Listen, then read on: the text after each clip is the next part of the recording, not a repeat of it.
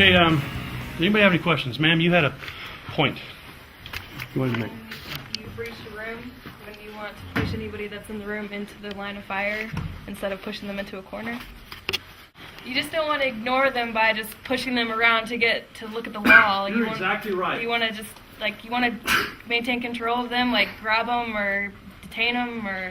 I'm certainly not going to push them behind me. Absolutely. I'm going to take care of them, push them and drive them to the ground. Very simple, just gain control of the room. If you walk past somebody, do you have control of that room? How do we get control of rooms now? Let's talk about it psychologically. Listen up. This is going to be scary. I would like to apologize in advance to all sensitive people in the room. Johnny? Oh, you want me to stack? You want me Yeah, to you and I are going to stack together. Go. I'll walk around. Thanks, Mike. Get on! Get on the ground! Now! Get on the ground! Now! Lock on! Lock on! Cross your heels! Cross your heels! In front of you! Cross your ankles! Index. Do it now! Index. Recover. Yeah, dude, how did we gain control? Did we have any weapons? Maybe it was dominance because of our posture, voice.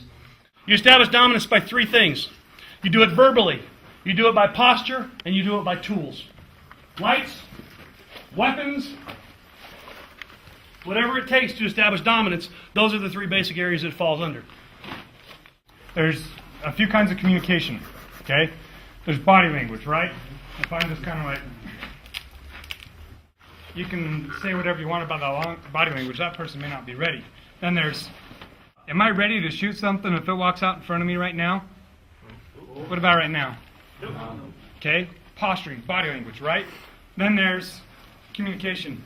Hey, Yeager, I've got my door to my 12 o'clock. There's a big doorway. I own it. I control it. It'll be at your 3 o'clock. I got two high-risk areas on our left. Okay, am I looking at Yeager when I'm talking to him?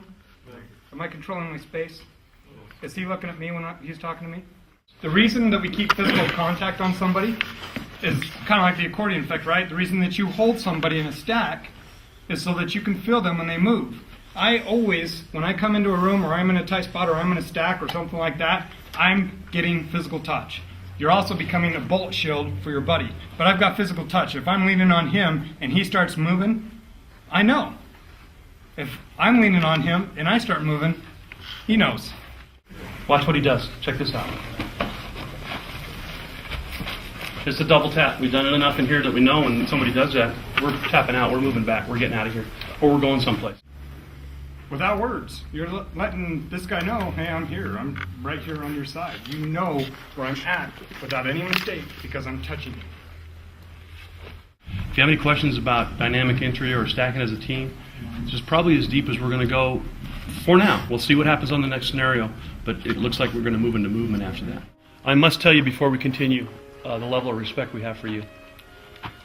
You are the flower of our nation, and you are highly esteemed in this building, in what we do. So thank you for being here, and thank you for having faith and trust in us as we continue this afternoon. Do what you've talked about. Have we missed anybody here? Do what you've talked about, and you'll succeed in this next mission.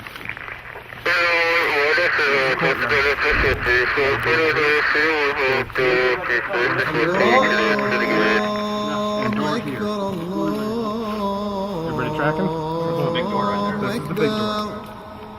I want you guys to come through this door. You guys stack up. You're gonna go into here. Who's one? أشهد أن لا إله إلا الله أشهد أن لا إله إلا الله أشهد أن محمدا رسول الله أشهد أن محمدا رسول الله Exactly. حي على الصلاة Everyone does that. That's the fight response. حي على الصلاة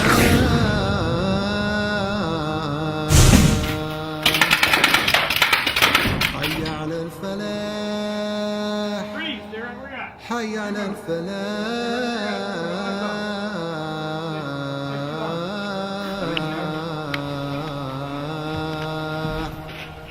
going. Weren't ready, right? Allahu Akbar, Did you come out here first? Allahu Come Akbar. out and then turn. Okay. Take the corners. Take the corners. Stand by the door. One's not going left, two's not going right, three's not going left, four's not going right. We're breaking down on the fundamentals. Yep. Exactly. When not to single you out, but 5 reasons why you should do that. 6. 7. 8, actually. When we come across like that, it's a lack of trust is what it is. Or it's you get in tunnel vision again and you're seeing a threat and you're running towards, you're out in the fight response. So you got to pull that back a little bit, trust your mates, take care of your sector, and hope and pray everything works out well and you're not left in the room alone. We saw the flight response here, right? Great example. You can't get a better example than when you're getting shot with something that hurts and you back out of the door because whatever's a gun malfunction or whatever it was. What we normally do, if that happens, in the door is this. If he freezes, he's going in the door with me, and I'm going to use him as a shield. Principle is simple. You're wearing 3A, you got plates normally, right? You square your shoulders to the target, you move into the room, you got good protection here, you got Kevlar on your helmet, hopefully you got ballistic glasses. You're more protected this direction than you are this direction. And so when you go through the door, if you have a malfunction, you still got to go in and get it done. And we don't have time, we just don't do it here for everybody, but transitioning from primary to secondary or your boot or your elbow, to get the job done in your corner, you got to go into the room, you can't stop the fun. Point made, point taken? What? Okay. What feedback do you guys have? Let's go up top here. You guys have been in... Sergeant Major's got something. Something, he couldn't come in the room the way he had planned because the table blocked his entry. So he either had to go into it or he had to jump the table, whichever. But What he can do, good question, Sergeant Major. What he can do, if he comes through and finds an obstacle immediately there, he needs to communicate. Shift right! Whole team should shift L-shape. and become an L shape. You're always going to run into obstacles. You kick in, go into a house, people have sofas, everything. You know, it's just going to be havoc under there. And it's just got to be a matter of the team communicating. And not putting yourself at risk where you're going to get zipped by one of your team members going out that far. But yeah, you shift this direction like this, you got a nice still platform to kill the bad guy. The key though here is, from a confidence perspective, look at what's happened here every time. What's happened every time? Got the bad guy every single time. Somebody's taking rounds occasionally too, right? It's happening every day overseas. Why is it happening every day overseas, maybe? When they're taking rounds not to get blown up by cars and bricks. Stuff like this, right? That's a rough place to learn it. So we think this is a good opportunity for you to learn it now.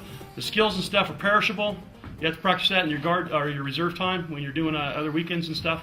But more importantly, the stress factors are what we're trying to bring out. So you recognize them and understand how you're behaving when you're exposed to it. And now you can deal with it. If you know the truth, you can deal with it. If you don't know the truth, you might not live through it.